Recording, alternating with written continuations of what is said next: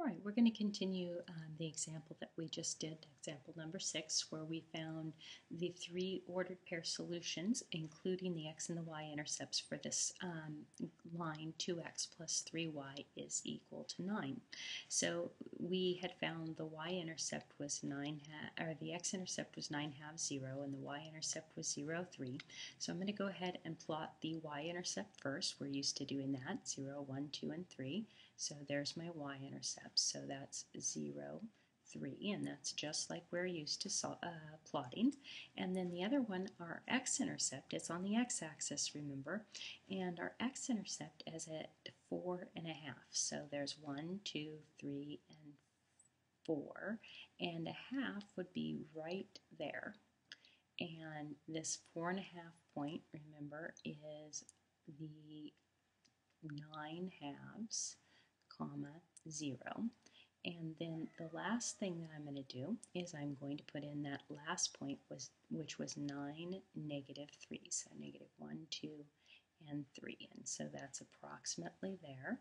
And I'm going to label that point as 9, negative 3. And then I'm going to attempt to draw my straight line through this, and we know how well that usually works out for me. So I'm going to, as usual, attempt to do the graph here. I'm going to find my cursor, and there is my point.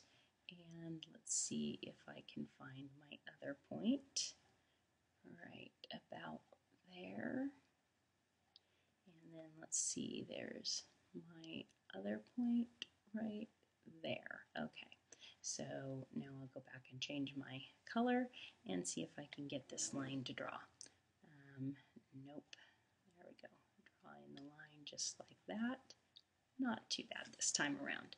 And so putting my arrows on the end of it, and not forgetting as well to label it 2x plus 3y is equal to 9, and there's our graph. So that's an alternate method for graphing an equation when we have it in standard form.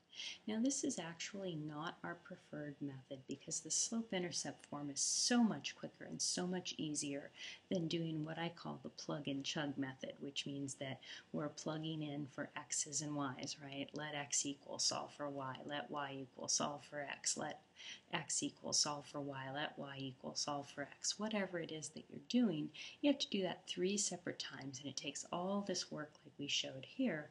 Then we still have to go plot the points, label the points, and draw the line. That's just a lot more work than saying, okay, let's put it in slope-intercept form, and then let's plot that y-intercept, and then let's use our rise and our run in order to get all of those points and to label them. So this is an alternative method for graphing an equation, but it's definitely not one that I highly recommend. So what I would like you to do now is to try 2x plus 5y is equal to 10 using the 3-point method, 2 of which are your x and y intercepts, and then come back to see how you did.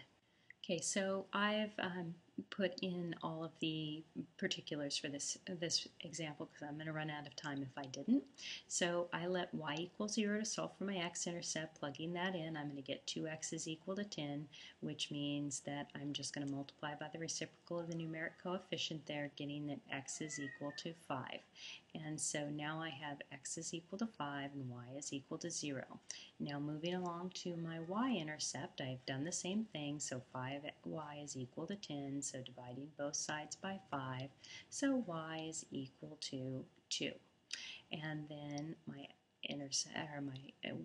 ordered pair, x equals 0, y equals 2. And then finally, with my last ordered pair here, we have a negative 5 here, so we're going to add a positive 5 to that one and add a positive 5 to this one, and that's going to give us a solution that is not an integer. And so what we want to do is we want to readjust that so that we get an integer, because this would be very inconvenient if we didn't. So let's go ahead and adjust this to a positive